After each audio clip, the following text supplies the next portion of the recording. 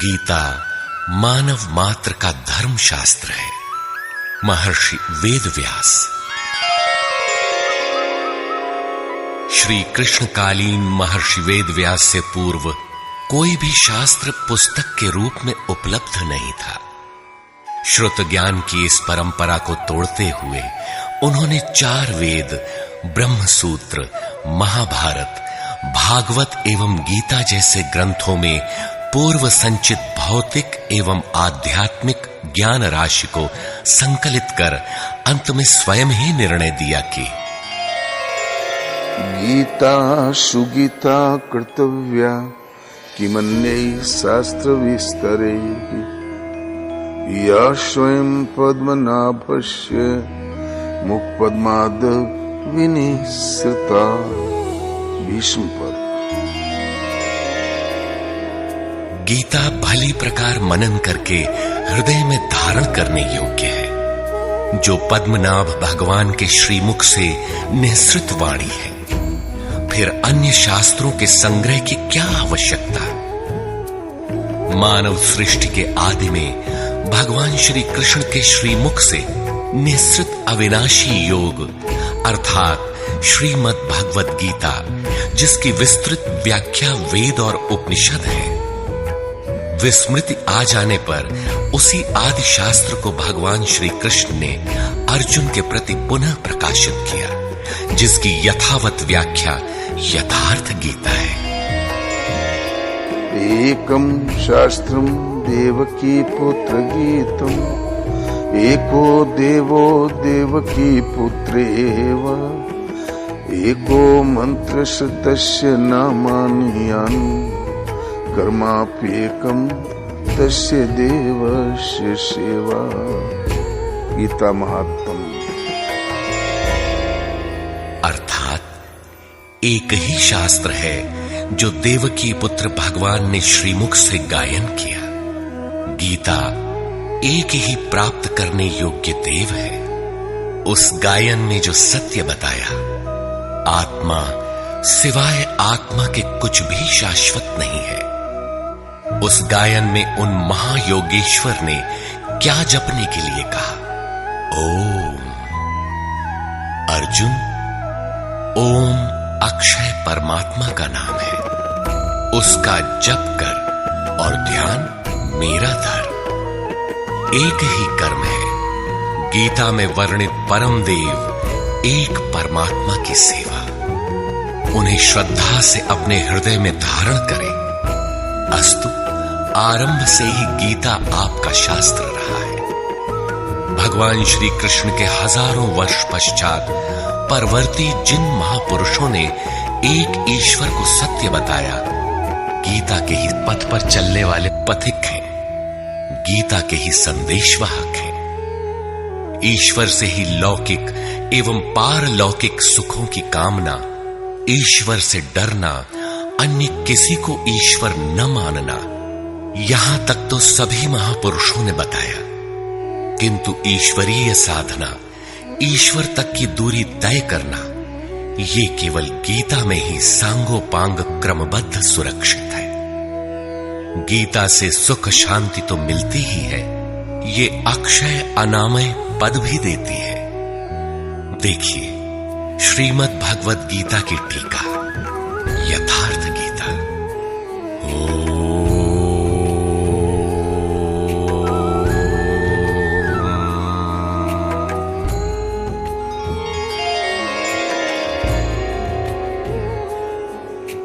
धर्म सिद्धांत 1। सभी प्रभु के पुत्र। ममैवांशो जीवलोके जीवभूतः सनातनः मनः षष्ठानि इन्द्रियाणि प्रकृतिस्थानि कर्षति। सभी मानव ईश्वर की संतान है, मेरे विशुद्ध अंश है। मानव तन की सार्थकता। किम पुनर्ब्राह्मणा पुण्या भक्ता राजर्षयस्तथा अनित्यमसुखं लोकम् इमं प्राप्य भजस्व माम्। सुख रहित क्षण भंगुर किंतु दुर्लभ मानव तन को पाकर मेरा भजन कर, अर्थात भजन का अधिकार मनुष्य शरीरधारी को है। मनुष्य की केवल दो जाति, द्वौ भूतसर्गौ लोकेऽस्मिन् दैव आसुर एव च। दैवो विस्तरशः प्रोक्त आसुरं पार्थ मे शृणु। मनुष्य केवल दो प्रकार के हैं, देवता और असुर। जिसके हृदय में दैवी संपत्ति कार्य करती है वो देवता है, तथा जिसके हृदय में आसुरी संपत्ति कार्य करती है वो असुर है। तीसरी कोई अन्य जाति सृष्टि में नहीं है। हर कामना ईश्वर से सुलभ। त्रैविद्या मां सोमपाः पूतपापा यज्ञैरिष्ट्वा स्वर्गतिं प्रार्थयन्ते। ते पुण्यमासाद्य सुरेन्द्रलोकम् अश्नन्ति दिव्यान् दिवि देवभोगान्। मुझे भजकर लोग स्वर्ग तक की कामना करते हैं, मैं उन्हें देता हूं। अर्थात सब कुछ एक परमात्मा से सुलभ है। भगवान की शरण से पापों का नाश। अपि चेदसि पापेभ्यः सर्वेभ्यः पापकृत्तमः सर्वं ज्ञानप्लवेनैव वृजिनं सन्तरिष्यसि। संपूर्ण पापियों से अधिक पाप करने वाला भी ज्ञान रूपी नौका द्वारा निस्संदेह पार हो जाएगा। ज्ञान अध्यात्म ज्ञान नित्यत्वं तत्वज्ञानार्थ दर्शनम् एतज्ज्ञानमिति प्रोक्तम् अज्ञानं यदतोऽन्यथा। आत्मा के आधिपत्य में आचरण, तत्व के अर्थ रूप मुझ परमात्मा का प्रत्यक्ष दर्शन ज्ञान है, और इसके अतिरिक्त जो कुछ भी है अज्ञान है। अतः ईश्वर की प्रत्यक्ष जानकारी ही ज्ञान है। भजन का अधिकार सबको। अपि चेत् सुदुराचारो भजते मामनन्यभाक् साधुरेव समन्तव्यः सम्यक् व्यवसितो हि सः। क्षिप्रं भवति धर्मात्मा शश्वच्छान्तिं निगच्छति। कौन्तेय प्रतिजानीहि न मे भक्तः प्रणश्यति।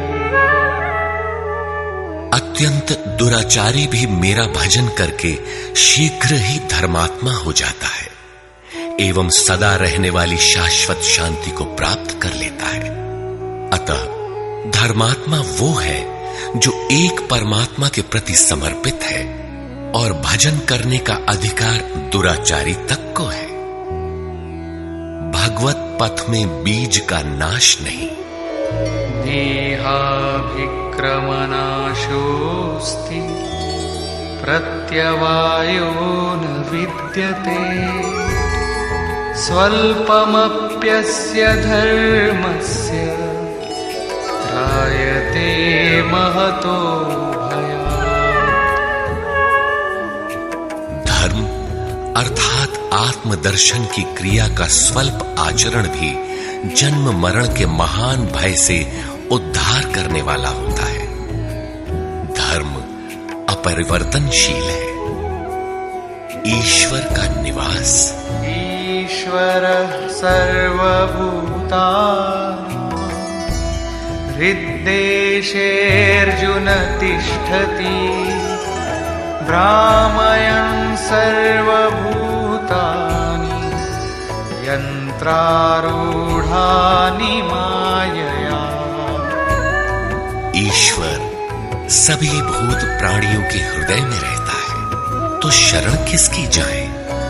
तमेव शरणं गच्छ सर्वभावेन भारत तत्प्रसादात् परां शान्तिं स्थानं प्राप्स्यसि शाश्वतम्। संपूर्ण भाव से उस हृदयस्थ एक परमात्मा की शरण में जाओ, जिसकी कृपा से तू परम शांति शाश्वत परम धाम को प्राप्त होगा। यज्ञ। सर्वाणीन्द्रियकर्माणि प्राणकर्माणि चापरे आत्मसंयमयोगाग्नौ जुह्वति ज्ञानदीपिते। संपूर्ण इंद्रियों के व्यापार को, मन की चेष्टाओं को ज्ञान से प्रकाशित हुई आत्मा में संयम रूपी योगाग्नि में हवन करते हैं। अपाने जुह्वति प्राणं प्राणे पानं तथा परे प्राणापानगतिरुद्ध्वा प्राणायाम परायणा। बहुत से योगी श्वास को प्रश्वास में हवन करते हैं और बहुत से प्रश्वास को श्वास में। इससे उन्नत अवस्था होने पर अन्य श्वास प्रश्वास की गति रोककर प्राणायाम परायण हो जाते हैं। इस प्रकार योग साधना की विधि विशेष का नाम यज्ञ है। उस यज्ञ को कार्य रूप देना कर्म है। कर्म। एवं बहुविधा यज्ञा वितता ब्रह्मणो मुखे कर्मजान् विद्धितान् सर्वान् एवं ज्ञात्वा विमोक्ष्यसे।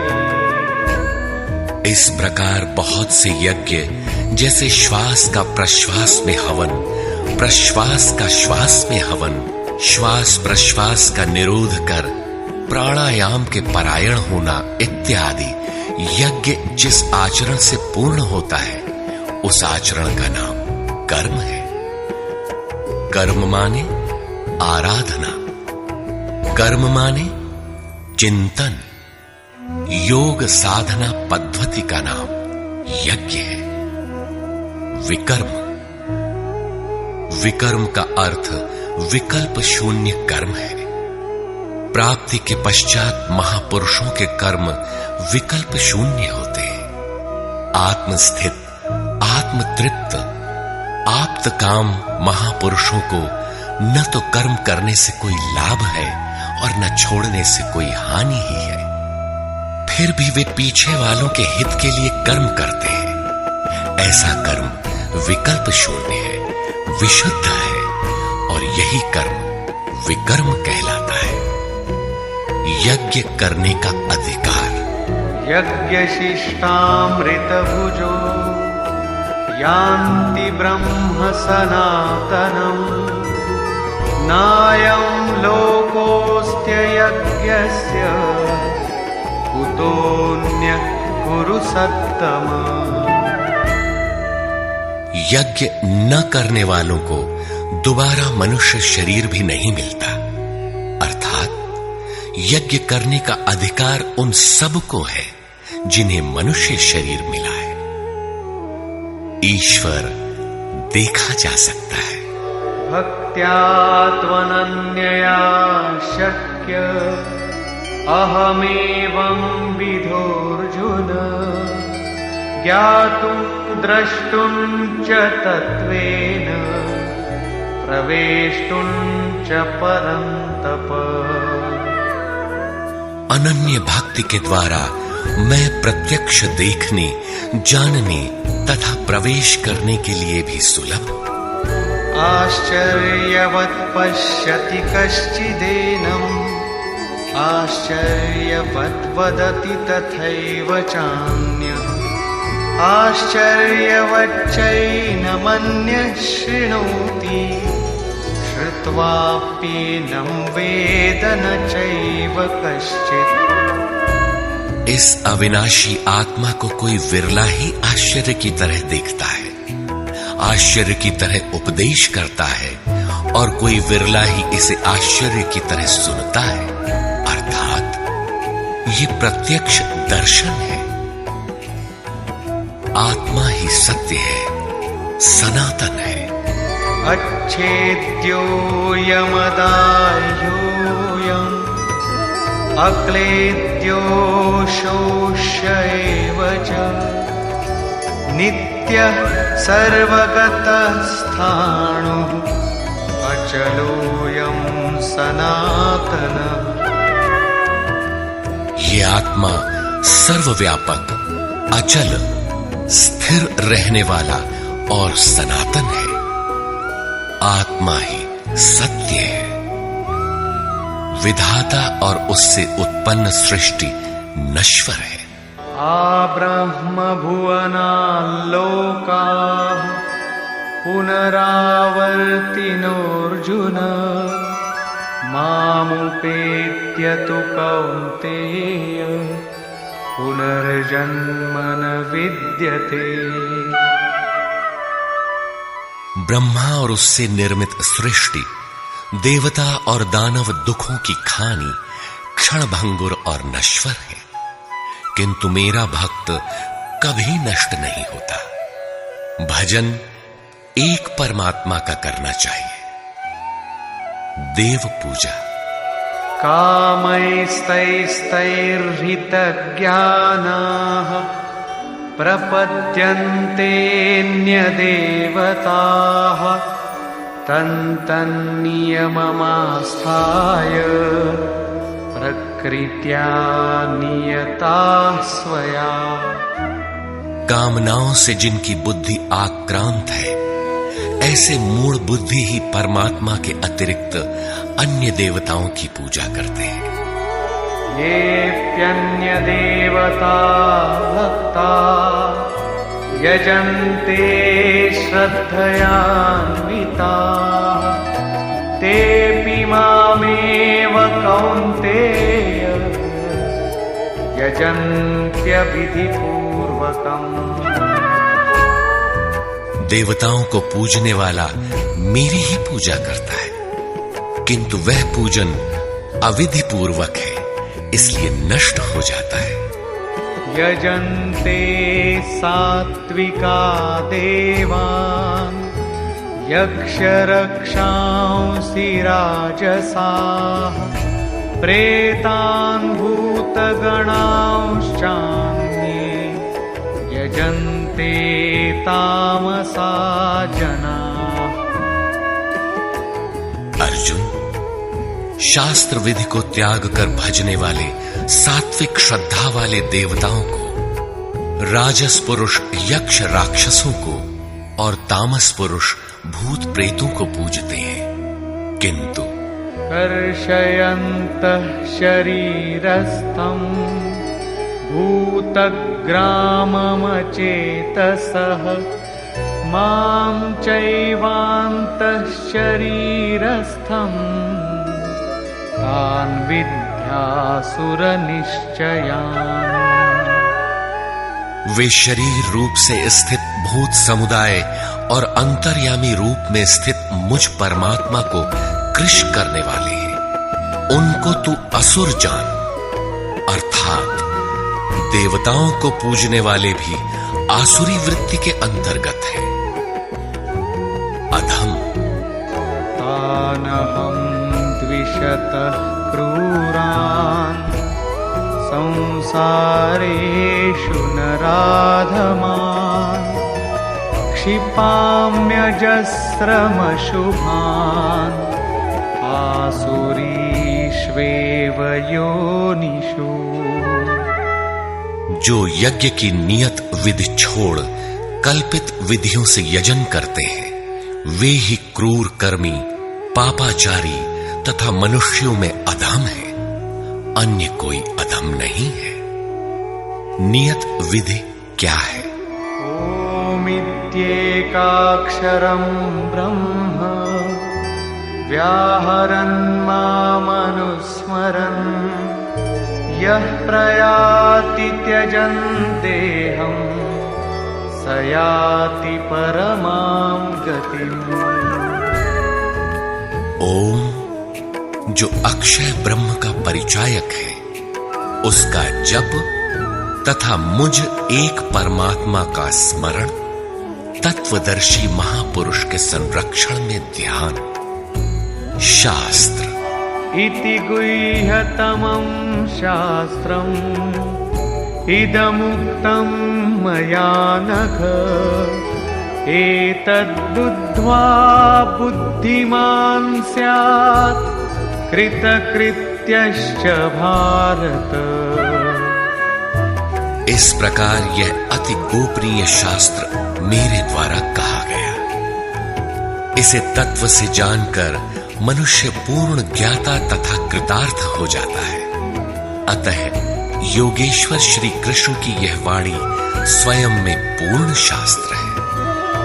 तस्मात् शास्त्रं प्रमाणन्ते कार्याकार्यव्यवस्थितौ ज्ञात्वा शास्त्रविधानोक्तं कर्म कर्तुमिहार्हसि। कर्तव्य और अकर्तव्य के निर्धारण में शास्त्र ही प्रमाण है। अतः गीता में निर्धारित विधि से आचरण करें। धर्म सर्वधर्मान् परित्यज्य मामेकं शरणं व्रज अहं त्वा सर्वपापेभ्यो मोक्षयिष्यामि मा शुचः। धार्मिक उथल पुथल को छोड़ एकमात्र मेरी शरण हो जा, अर्थात एक भगवान के प्रति पूर्ण समर्पण ही धर्म का मूल है। उस प्रभु को पाने की नियत विधि का आचरण ही धर्माचरण है, और जो उसे करता है वो अत्यंत पापी भी शीघ्र धर्मात्मा हो जाता है। धर्म प्राप्त कहां से करें? ब्रह्मणो हि प्रतिष्ठाहम् अमृतस्याव्ययस्य च शाश्वतस्य च धर्मस्य सुखस्य एकांतिकस्य च। उस अविनाशी ब्रह्म का, अमृत का, शाश्वत धर्म का और अखंड एक रस आनंद का मैं ही आश्रय हूं, अर्थात परमात्म स्थित सद्गुरु ही इन सब का आश्रय है। नोट: विश्व के सारे धर्मों की सत्यधारा एक ईश्वर गीता का ही प्रसारण है।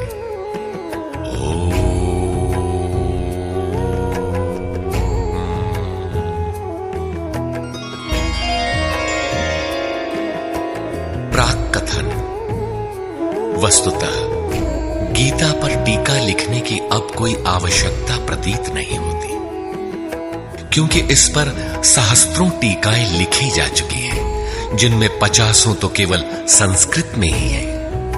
गीता को लेकर 50 मत है, जबकि सबकी आधारशिला एकमात्र गीता है। योगेश्वर श्री कृष्ण ने तो कोई एक बात कही होगी, फिर यह मतभेद क्यों? वस्तुतः वक्ता एक ही बात कहता है, किंतु श्रोता यदि 10 बैठे हों तो 10 प्रकार के आशय ग्रहण करते हैं।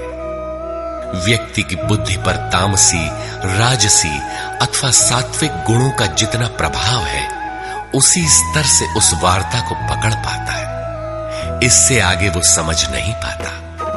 अतः मतभेद स्वाभाविक है। विभिन्न मतवादों से और कभी कभी एक ही सिद्धांत को अलग अलग काल और भाषाओं में व्यक्त करने से साधारण मनुष्य संशय में पड़ जाता है। बहुत सी टीकाओं के बीच वह सत्य धारा भी प्रवाहित है, किंतु शुद्ध अर्थ वाली एक टीका हजारों टीकाओं के बीच रख दी जाए तो उनमें यह पहचानना कठिन हो जाता है कि यथार्थ कौन है। वर्तमान काल में गीता की बहुत सी टीकाएं हो गई हैं। सभी अपनी अपनी सत्यता का उद्घोष करती हैं, किंतु गीता के शुद्ध अर्थ से वे बहुत दूर हैं। निस्संदेह कुछ महापुरुषों ने सत्य का स्पर्श भी किया, किंतु कतिपय कारणों से वे उसे समाज के समक्ष प्रस्तुत न कर सके। श्री कृष्ण के आशय को हृदयंगम न कर पाने का मूल कारण है कि वे एक योगी थे। श्री कृष्ण जिस स्तर की बात करते हैं, क्रमशः चलकर उसी स्तर पर खड़ा होने वाला कोई महापुरुष ही अक्षरशः बता सकेगा कि श्री कृष्ण ने जिस समय गीता का उपदेश दिया था, उस समय उनके मनोगत भाव क्या थे। मनोगत समस्त भाव कहने में नहीं आते। कुछ तो कहने में आ पाते हैं, कुछ भाव भंगिमा से व्यक्त होते हैं और शेष पर्याप्त क्रियात्मक हैं, जिन्हें कोई पथिक चलकर ही जान सकता है। जिस स्तर पर श्री कृष्ण थे, क्रमशः चलकर उसी अवस्था को प्राप्त महापुरुष ही जानता है कि गीता क्या कहती है। वह गीता की पंक्तियां ही नहीं दोहराता, बल्कि उनके भावों को भी दर्शा देता है, क्योंकि जो दृश्य श्री कृष्ण के सामने था, वही उस वर्तमान महापुरुष के समक्ष भी है। इसलिए वो देखता है, दिखा देगा, आप में जागृत भी कर देगा, उस पथ पर चला भी देगा। पूज्य श्री परमहंस जी महाराज भी उसी स्तर के महापुरुष थे। उनकी वाणी तथा अंतः प्रेरणा से मुझे गीता का जो अर्थ मिला, उसी का संकलन यथार्थ गीता है। इसमें मेरा अपना कुछ भी नहीं है। यह क्रियात्मक है। साधन अपनाने वाले प्रत्येक पुरुष को इसी परिधि से गुजरना होगा। जब तक वो इससे अलग है, तब तक स्पष्ट है कि वो साधन नहीं करता, किसी न किसी प्रकार की लकीर अवश्य पीटता है। अतः किसी महापुरुष की शरण ले। श्री कृष्ण ने किसी अन्य सत्य को नहीं बताया, बल्कि कहा, ऋषिभिर बहुधा गीतम। ऋषियों ने अनेकों बार जिसका गायन किया है, वही कहने जा रहा हूं। उन्होंने यह नहीं कहा कि उस ज्ञान को केवल मैं ही जानता हूं या मैं ही बताऊंगा, बल्कि कहा, किसी तत्वदर्शी के पास जाओ, निष्कपट भाव से सेवा करके उस ज्ञान को प्राप्त करो। श्री कृष्ण ने महापुरुषों द्वारा शोधित सत्य को ही उद्घाटित किया है। गीता सुबोध संस्कृत में है। यदि अन्वयार्थ ही लें तो गीता का अधिकांश आप स्वयं हृदयंगम कर सकेंगे, किंतु आप ज्यों का त्यों अर्थ नहीं लेते। उदाहरण के लिए श्री कृष्ण ने स्पष्ट कहा कि यज्ञ की प्रक्रिया ही कर्म है, फिर भी आप कहते हैं कि खेती करना कर्म है।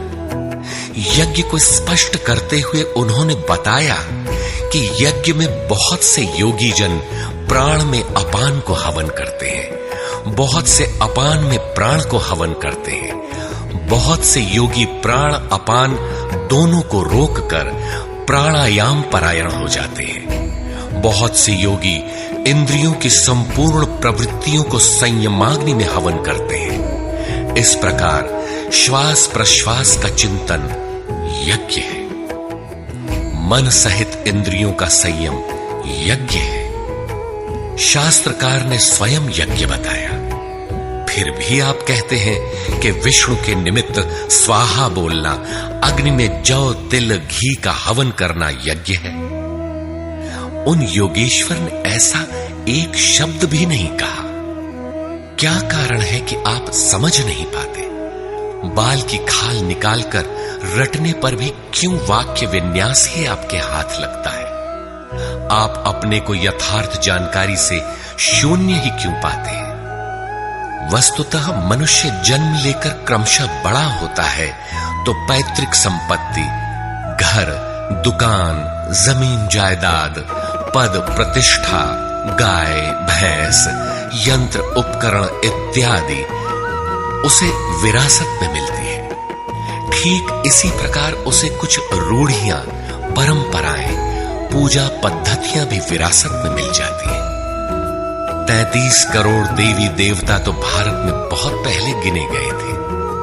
विश्व में उनके अनगिनत रूप हैं। शिशु ज्यों-ज्यों बड़ा होता है, अपने माता पिता, भाई बहन, पास पड़ोस में इनकी पूजा देखता है।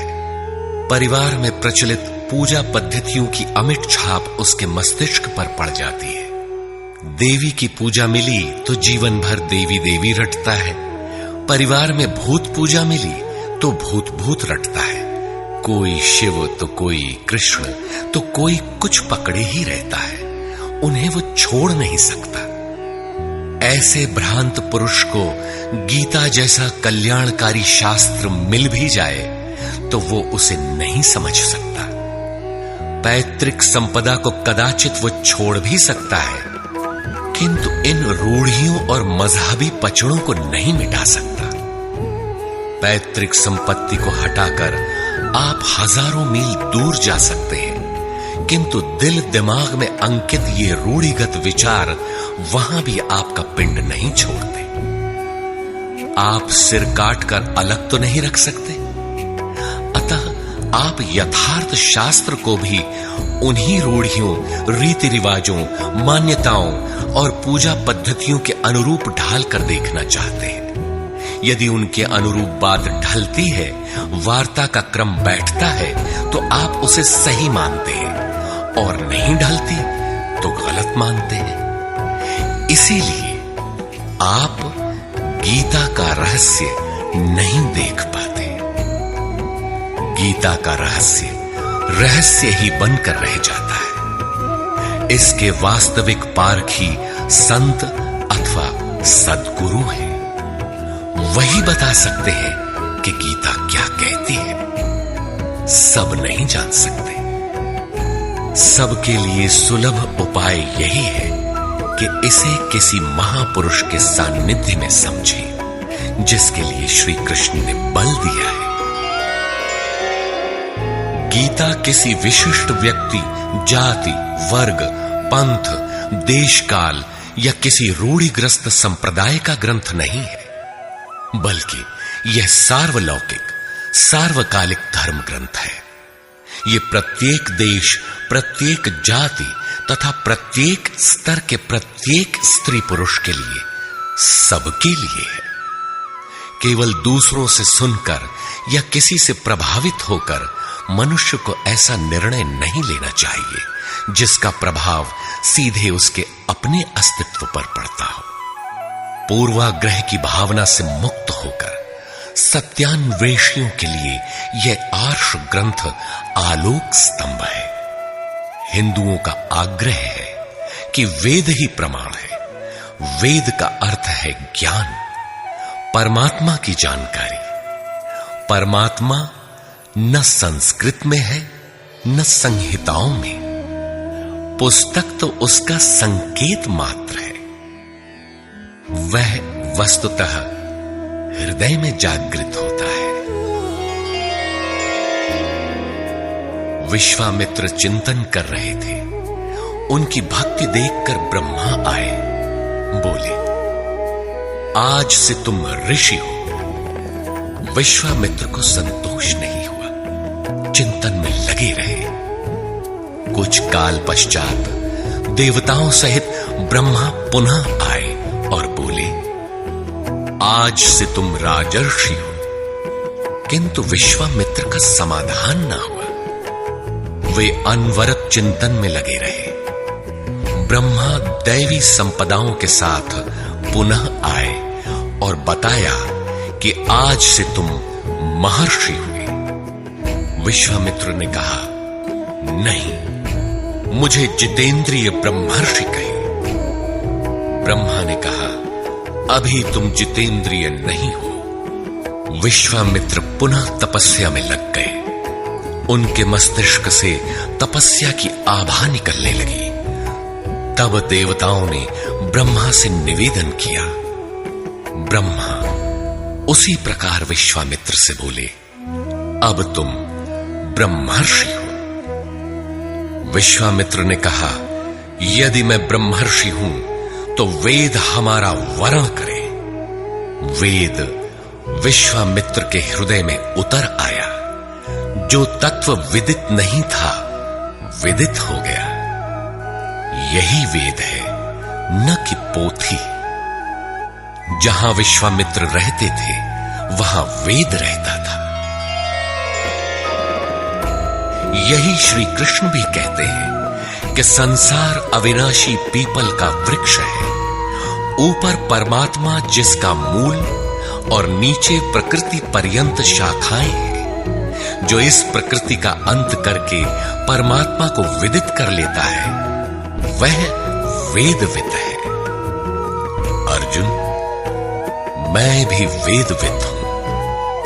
अतः प्रकृति के प्रसार और अंत के साथ परमात्मा की अनुभूति का नाम वेद है। यह अनुभूति ईश्वर प्रदत्त है। इसलिए वेद को अपौरुषेय कहा जाता है। महापुरुष अपौरुषेय होते हैं। उनके माध्यम से परमात्मा ही बोलता है।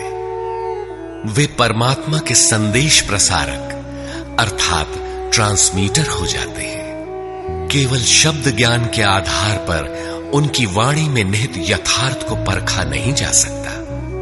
उन्हें वही जान पाता है जिसने क्रियात्मक पथ से चलकर इस अपौरुषेय स्थिति को पाया हो, जिसका पुरुष अर्थात अहं परमात्मा में विलीन हो चुका हो। वस्तुतः वेद अपौरुषेय है, किंतु बोलने वाले 100-150 महापुरुष ही थे। उन्हीं की वाणी का संकलन वेद कहलाता है। किंतु जब शास्त्र लिखने में आ जाता है तो सामाजिक व्यवस्था के नियम भी उसके साथ लिख दिए जाते हैं। महापुरुष के नाम पर जनता उनका भी पालन करने लगती है, यद्यपि धर्म से उनका दूर का भी संबंध नहीं रहता।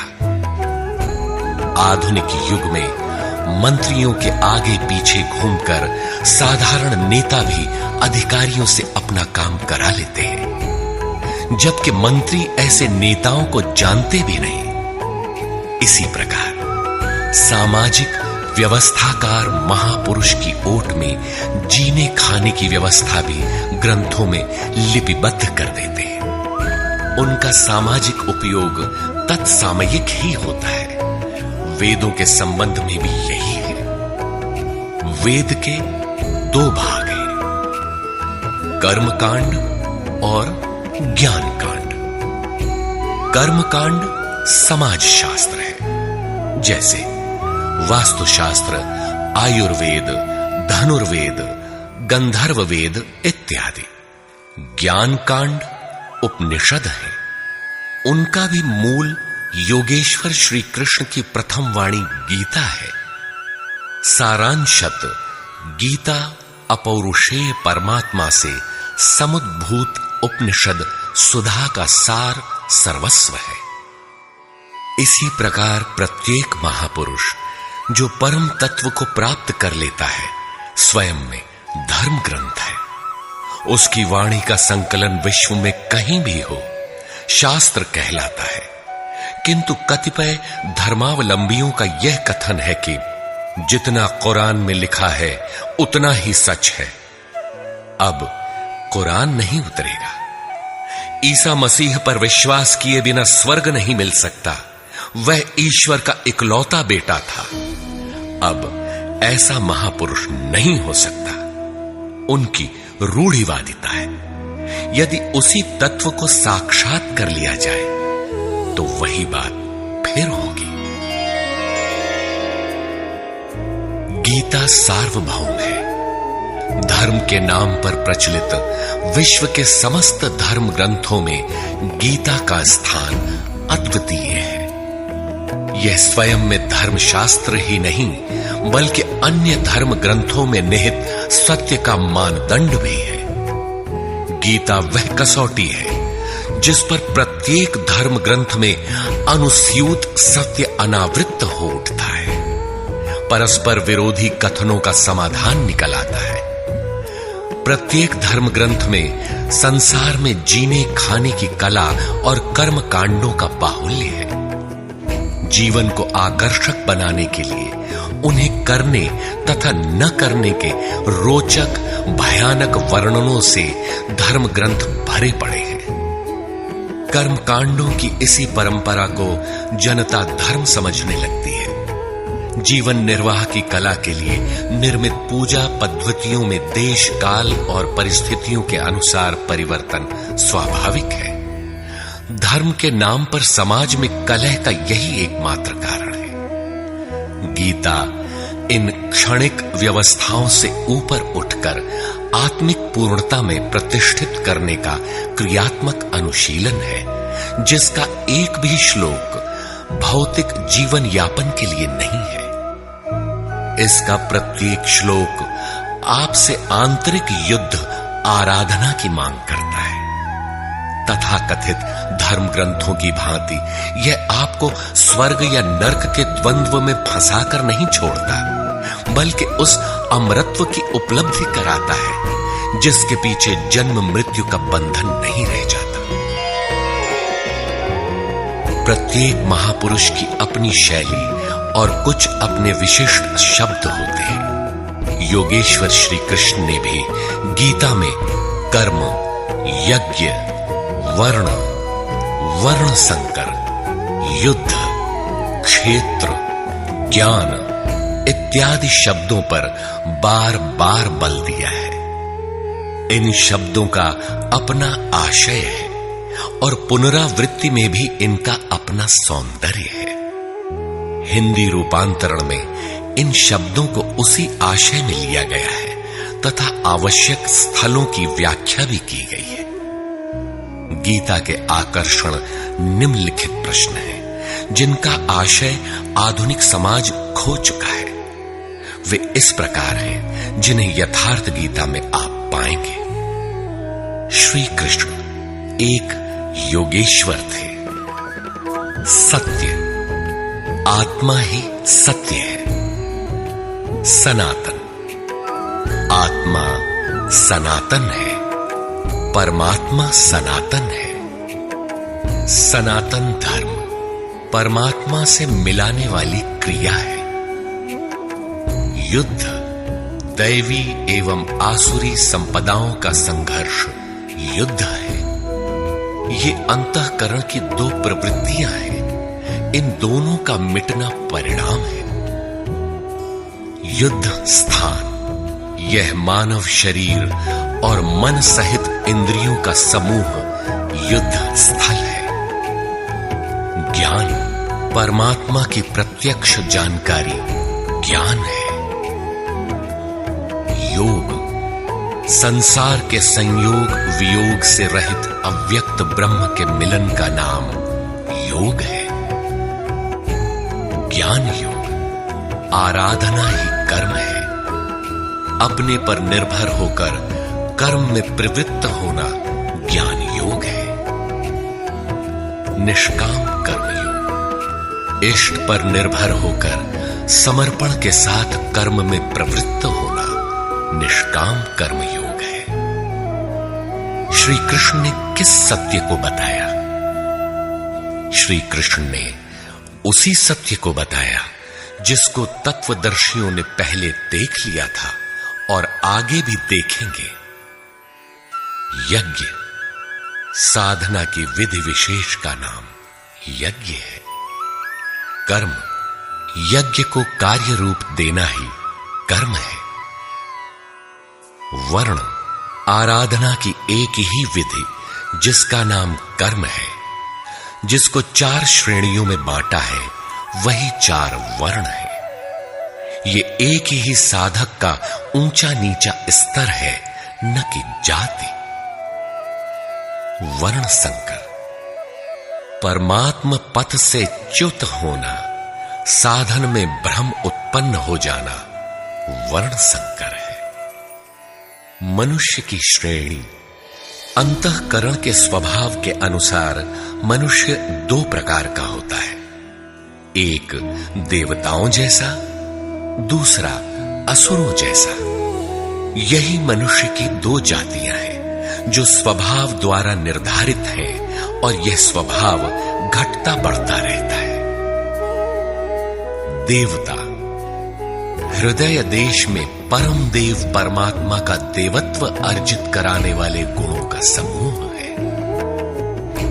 बाह्य देवताओं की पूजा कामनाओं से जिनकी बुद्धि आक्रांत है, ऐसे अविवेकी और मूढ़ बुद्धि की देन है। वे मेरे ही पुजारी हैं, किंतु अविधि पूर्वक है। अवतार व्यक्ति के हृदय में होता है, बाहर नहीं।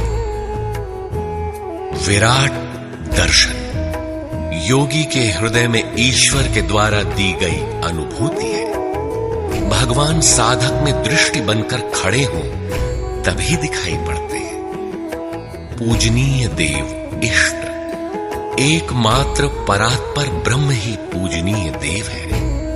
उसे खोजने का स्थान हृदय देश है। उसकी प्राप्ति का स्रोत उसी अव्यक्त स्वरूप में स्थित प्राप्ति वाले महापुरुष के द्वारा है।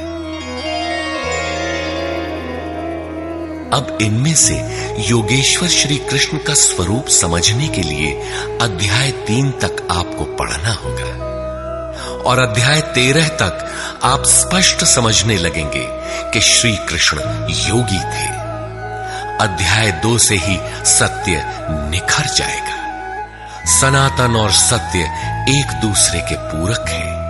ये अध्याय 2 से ही स्पष्ट होगा, वैसे पूर्ति पर्यंत चलेगा। युद्ध अध्याय 4 तक स्पष्ट होने लगेगा। 11 तक संशय निर्मूल हो जाएगा। वैसे अध्याय 16 तक देखना चाहिए। युद्ध स्थल के लिए अध्याय 13 बार बार देखिए।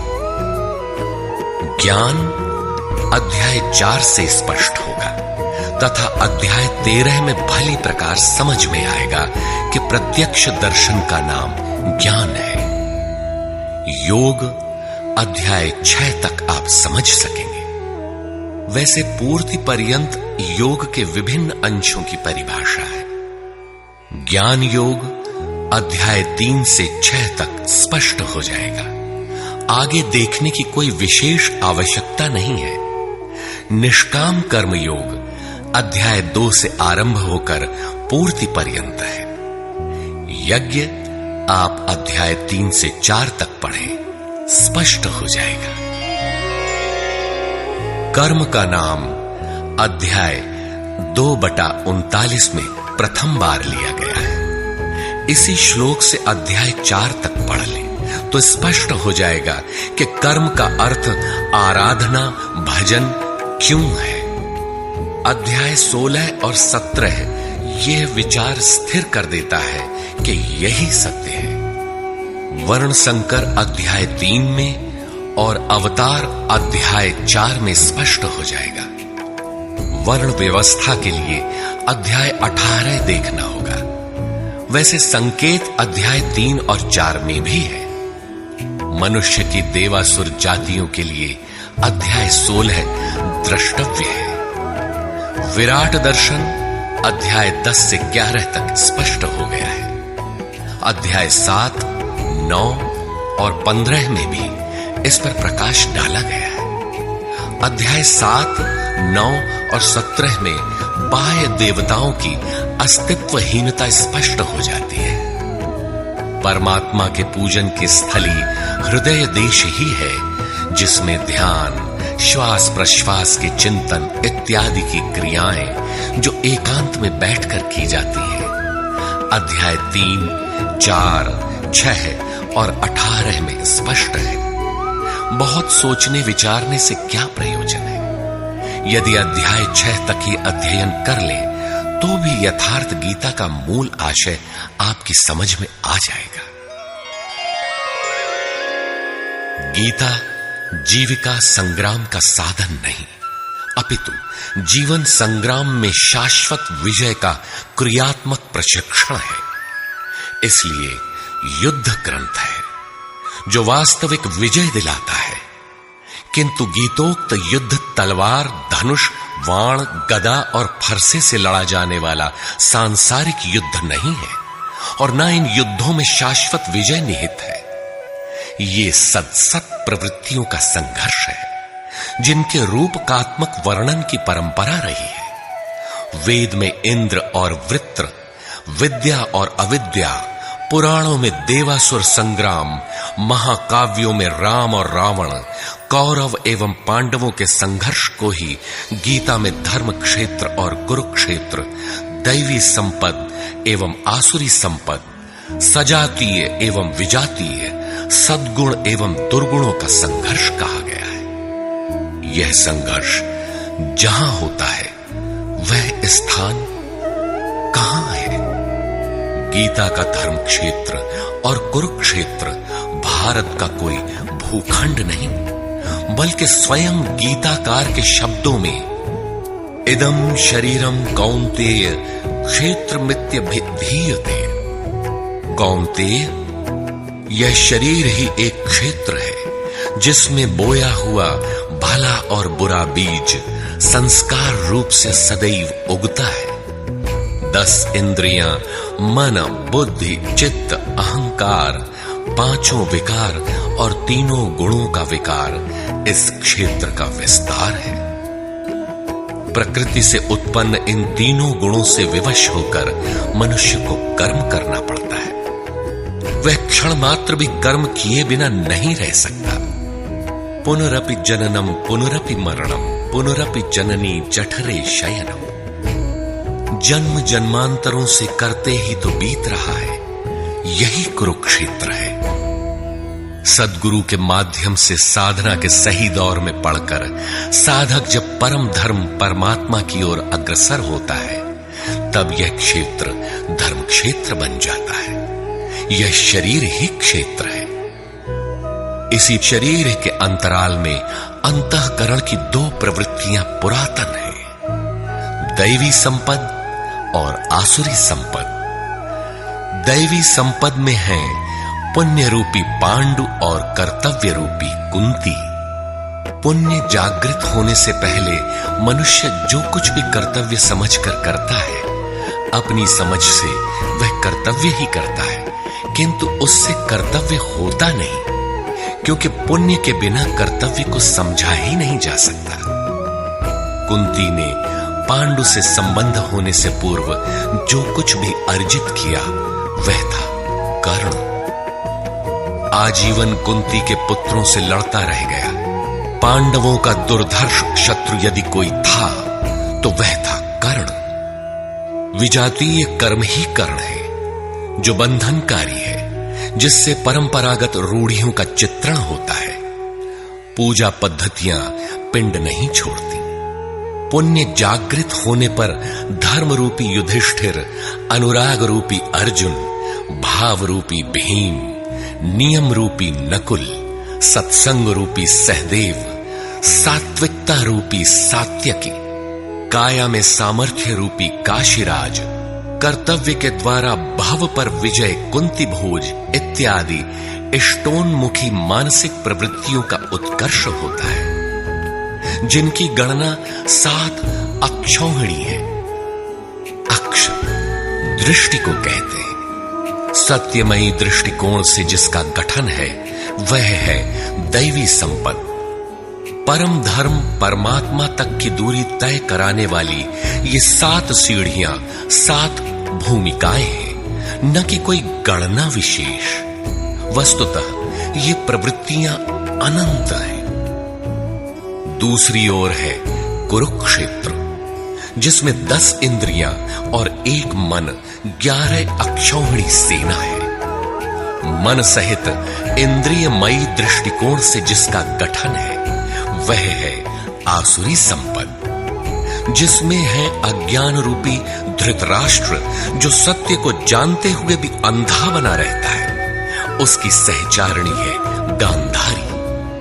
इंद्रिय आधार वाली प्रवृत्ति, इनके साथ है मोह रूपी दुर्योधन, दुर्बुद्धि रूपी दुःशासन, विजातीय कर्म रूपी कर्ण, भ्रम रूपी भीष्म, द्वैत के आचरण रूपी द्रोणाचार्य, आसक्ति रूपी अश्वत्थामा, विकल्प रूपी विकर्ण, अधूरी साधना में कृपा के आचरण रूपी कृपाचार्य, और इन सब के बीच जीव रूपी विदुर है, जो रहता है अज्ञान में, किंतु दृष्टि सदैव पांडवों पर है।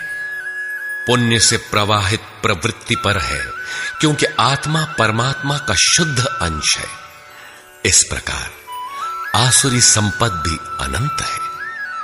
क्षेत्र एक ही है, यह शरीर, इसमें लड़ने वाली प्रवृत्तियां 2 हैं। एक प्रकृति में विश्वास दिलाती है, नीच अधम योनियों का कारण बनती है, तो दूसरी परम पुरुष परमात्मा में विश्वास और प्रवेश दिलाती है। तत्वदर्शी महापुरुष के संरक्षण में क्रमशः साधन करने पर दैवी संपत्ति का उत्कर्ष और आसुरी संपत्ति का सर्वथा शमन हो जाता है। जब कोई विकार ही नहीं रहा, मन का सर्वथा निरोध और निरुद्ध मन का भी विलय हो जाता है, तो दैवी संपत्ति की आवश्यकता समाप्त हो जाती है। अर्जुन ने देखा कि कौरव पक्ष के अनंतर पांडव पक्ष के योद्धा भी योगेश्वर में समाहित हो रहे हैं। पूर्ति के साथ दैवी संपत्ति भी विलीन हो जाती है। अंतिम शाश्वत परिणाम निकल आता है। इसके पश्चात महापुरुष यदि कुछ करता है तो केवल अनुयायियों के मार्गदर्शन के लिए ही करता है। लोक संग्रह की इसी भावना से महापुरुषों ने सूक्ष्म मनोभावों का वर्णन उन्हें ठोस स्थूल रूप देकर किया है। गीता छंदोबद्ध है, व्याकरण सम्मत है, किंतु इसके पात्र प्रतीकात्मक है, अमूर्त योग्यताओं के मूर्त रूप मात्र है। गीता के आरंभ में 30-40 पात्रों का नाम लिया गया है, जिनमें आधे सजातीय हैं, आधे विजातीय।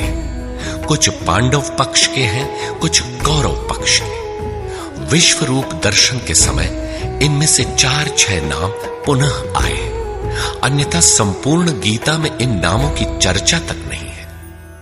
एकमात्र अर्जुन ही ऐसा पात्र है जो आरंभ से अंत तक योगेश्वर के समक्ष है। वह अर्जुन भी केवल योग्यता का प्रतीक है, न कि व्यक्ति विशेष।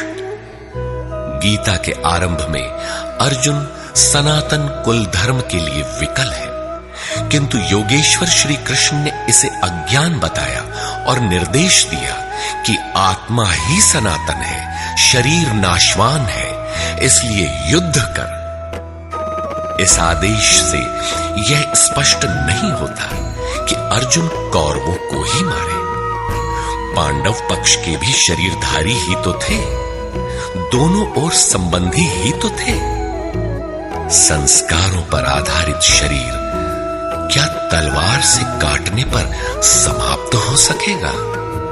जब शरीर नाशवान है, जिसका अस्तित्व है ही नहीं, तो अर्जुन कौन था? श्री कृष्ण किसकी रक्षा में खड़े थे? क्या किसी शरीरधारी की रक्षा में खड़े थे? श्री कृष्ण ने कहा, जो शरीर के लिए परिश्रम करता है वह पापायु मूढ़ बुद्धि पुरुष व्यर्थ ही जीता है। यदि श्री कृष्ण किसी शरीरधारी की रक्षा में खड़े हैं, तब तो वे भी मूढ़ बुद्धि हैं, व्यर्थ ही जीने वाले हैं। वस्तुतः अनुराग ही अर्जुन है। अनुरागी के लिए महापुरुष सदैव खड़े हैं। अर्जुन शिष्य था और श्री कृष्ण एक सद्गुरु थे। विनयावनत होकर उसने कहा, धर्म के मार्ग में मोहित चित्त मैं आपसे पूछता हूं, जो श्रेय अर्थात परम कल्याणकारी हो वह उपदेश मेरे प्रति कहिए। अर्जुन श्रेय चाहता था, प्रिय अर्थात भौतिक पदार्थ नहीं। केवल कहिए ही नहीं, साधिए, संभालिए। मैं आपका शिष्य हूं, आपकी शरण में हूं। इसी प्रकार गीता में स्थान स्थान पर स्पष्ट है कि अर्जुन आर्त अधिकारी है और योगेश्वर श्री कृष्ण एक सद्गुरु है। वे सद्गुरु अनुरागी के साथ सदैव रहते हैं, उनका मार्गदर्शन करते हैं। जब भावुकतावश कोई व्यक्ति पूज्य महाराज जी के पास रहने का आग्रह करने लगता है, तब वे कहा करते थे, जाओ, शरीर से कहीं रहो, मन से मेरे पास आते रहो। प्रातः सायं राम शिव ओम किसी 1, 2, 2.5 अक्षर के नाम का जाप करो और मेरे स्वरूप का हृदय में ध्यान धरो। 1 मिनट भी स्वरूप पकड़ लोगे तो जिसका नाम भजन है वो मैं तुम्हें दूंगा। इससे अधिक पकड़ने लगोगे तो हृदय से रथी बनकर सदैव तुम्हारे साथ रहूंगा। जब सूरत पकड़ में आ जाती है तो इसके बाद महापुरुष इतना ही पास में रहते हैं जितना हाथ, पांव, नाक, कान इत्यादि आपके पास है। आप हजारों किलोमीटर दूर क्यों ना हो, वह सदैव समीप है। मन में विचारों के उठने से भी पहले वे मार्गदर्शन करने लग जाते हैं।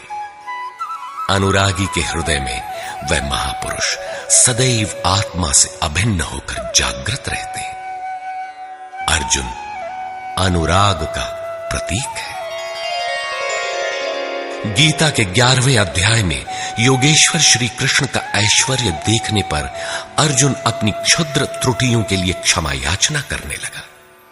श्री कृष्ण ने क्षमा किया और याचना के अनुरूप सौम्य स्वरूप में आकर कहा, अर्जुन, मेरे स्वरूप को न पहले किसी ने देखा है और न भविष्य में कोई देख सकेगा। तब तो गीता हम लोगों के लिए व्यर्थ है, क्योंकि उस दर्शन की योग्यताएं अर्जुन तक सीमित रह गईं। जबकि उसी समय संजय देख रहा था, पहले भी उन्होंने कहा, बहुत से योगी जन ज्ञान रूपी तप से पवित्र होकर मेरे साक्षात स्वरूप को प्राप्त कर चुके हैं। अंततः वे महापुरुष कहना क्या चाहते हैं? वस्तुतः अनुराग ही अर्जुन है, जो आपके हृदय की भावना विशेष है। अनुराग विहीन पुरुष न कभी पूर्व में देख सका है और न ही अनुराग विहीन पुरुष भविष्य में कभी देख सकेगा। मिले ही न रघुपति बिनु अनुरागा, किए जोग तप ज्ञान बिरागा। अतः अर्जुन एक प्रतीक है। यदि प्रतीक नहीं है तो गीता का पीछा छोड़ दें। गीता आपके लिए नहीं है, क्योंकि उस दर्शन की योग्यता अर्जुन तक ही सीमित रह गई। अध्याय के अंत में योगेश्वर निर्णय देते हैं, अर्जुन, अनन्य भक्ति और श्रद्धा द्वारा मैं इस प्रकार प्रत्यक्ष देखने के लिए, अर्थात जैसा तूने देखा, तत्व से स्पष्ट जानने के लिए और प्रवेश करने के लिए भी सुलभ हूं। अनन्य भक्ति अनुराग का ही दूसरा रूप है और यही अर्जुन का स्वरूप भी है। अर्जुन पथिक का प्रतीक है। इस प्रकार गीता के पात्र प्रतीकात्मक है, यथा स्थान उनका संकेत है। रहे हो कोई ऐतिहासिक श्री कृष्ण और अर्जुन, निश्चय ही हुआ हो कोई विश्व युद्ध, किंतु गीता में भौतिक युद्ध का चित्रण कदापि नहीं है। उस ऐतिहासिक युद्ध के मुहाने पर घबराया तो था अर्जुन, न कि सेना। सेना तो लड़ने को तैयार खड़ी थी, क्या गीता का उपदेश देकर श्री कृष्ण ने सव्यसाची अर्जुन को सेना की योग्यता का बनाया? वस्तुतः साधन लिखने में नहीं आता, सब कुछ पढ़ लेने के बाद भी चलना शेष ही रहता है। यही प्रेरणा, यथार्थ